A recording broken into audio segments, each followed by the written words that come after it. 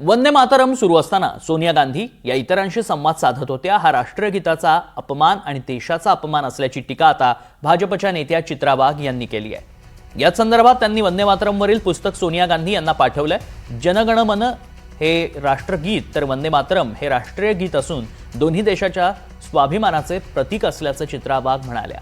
देशप्रेम कृतीतून दिसलं पाहिजे आणि वंदे मातरम मागील भावना काँग्रेस कार्यकर्त्यांपर्यंत पोहोचवावी अशी अपेक्षाही त्यांनी व्यक्त केली आहे।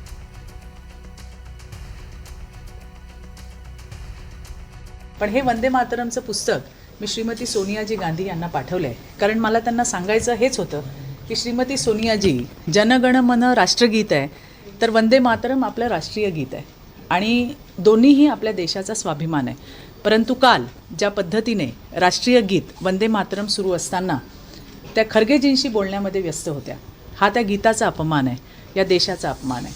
आणि म्हणून मला असं सुचलं की हे वंदे मातरमचं गीत जे आहे, पुस्तक जे आहे ते आपण त्यांना पाठवूया।